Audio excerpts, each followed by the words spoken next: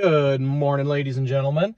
Today we're heading out on a 9900 self-propelled forage harvester demo. We're running out to the 3T dairy of Jordan and Trey.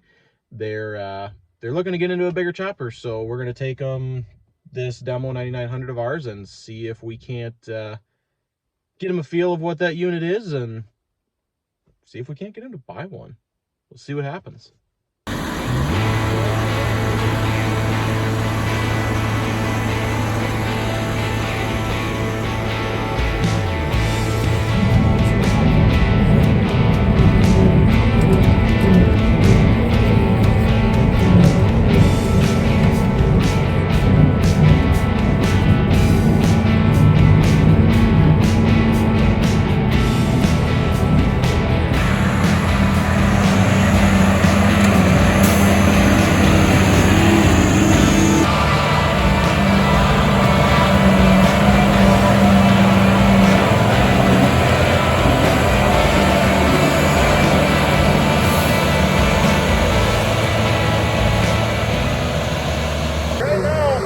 We're out demoing that 9900. A couple tidbits about it. This is a 956 horse machine.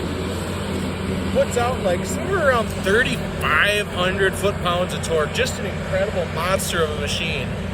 It's a 400-gallon tank is what supplies fuel for it, and a 22.5-gallon DEF tank. And you run this thing for a solid day, it's going to use all of it.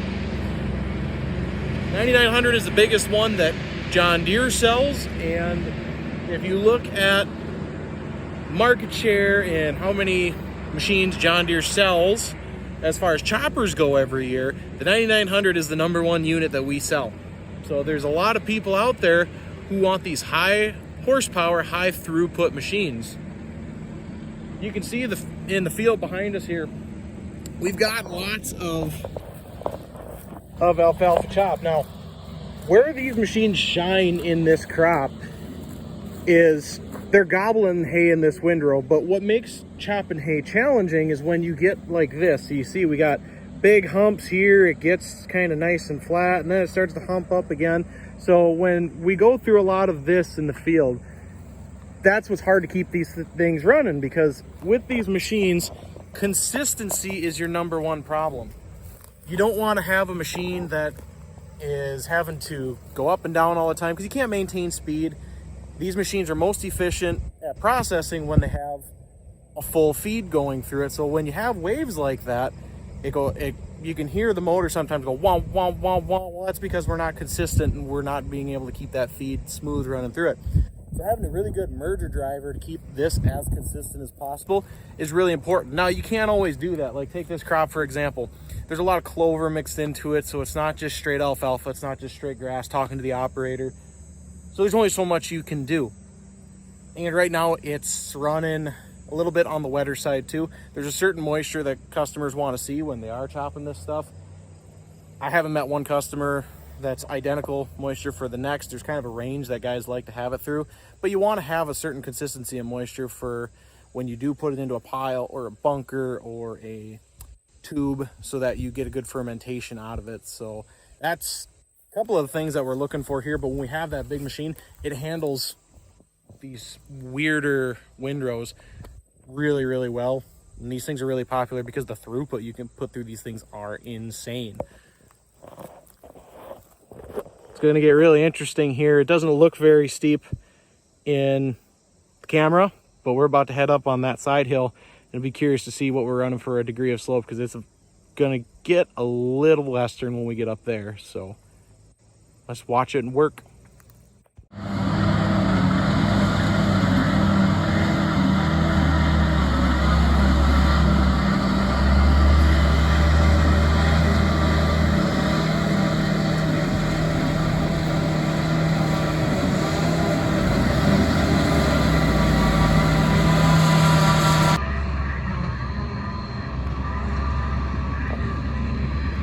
Really hard to see, folks, but that truck, see how the back end is dog tracking?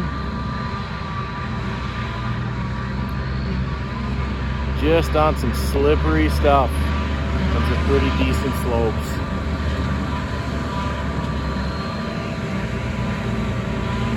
your other big challenge when you get into this terrain. You don't want to dump anything over. That'd be no fun for anybody.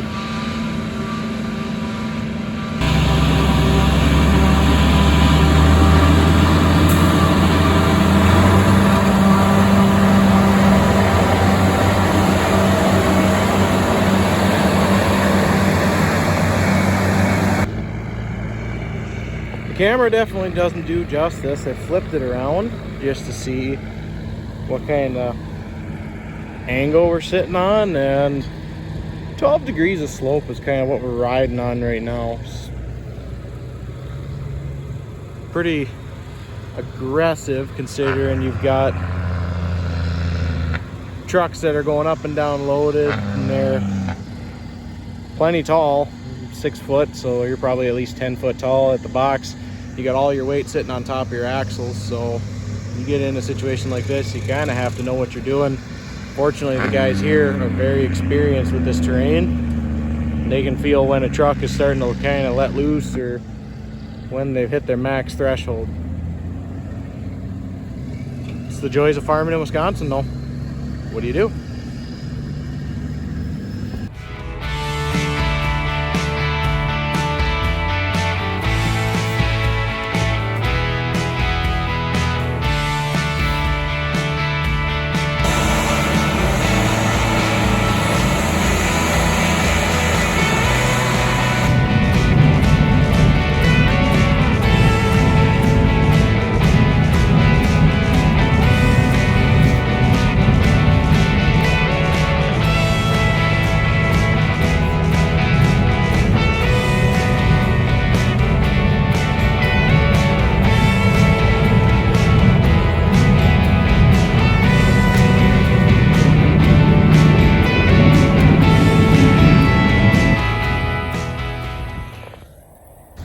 Out here got that alfalfa that we're working here.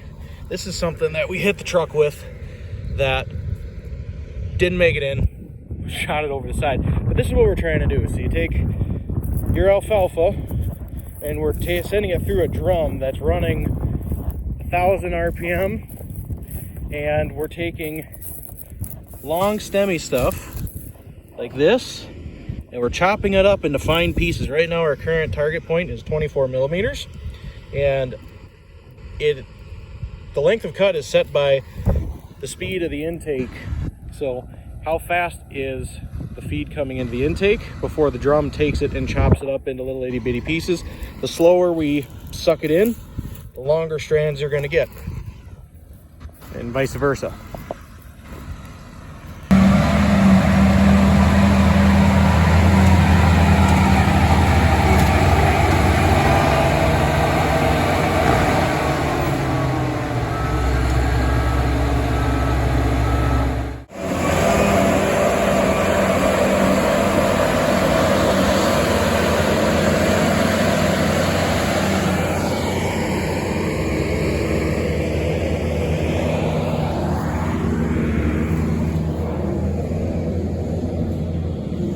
So real quick on that note, these machines are very expensive. So with that being said, you got to have safety things in there in check to keep it from damaging itself. Now when we're cutting crop that thin, so we're really chopping up, that thin. So we're really chopping up and processing this. So 2 different methods of protection that this unit has. The standard one's going to be a magnet, which is going to be that guy.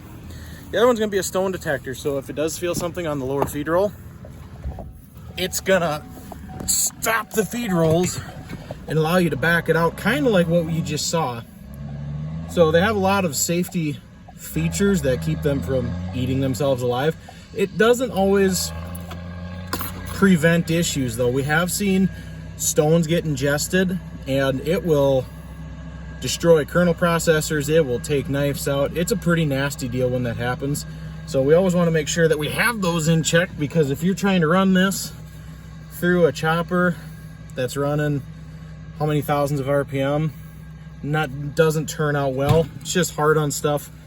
So definitely a good thing that they have the safety features that they do to protect themselves. With that, we're all wrapped up with the demo. sounds like Jordan and Trey really enjoyed that 9900, and it sounds like there's going to be a really good chance that they're going to get into one in the next year or two. So all in all, really good demo. Appreciate you guys watching. We'll see you on the next one.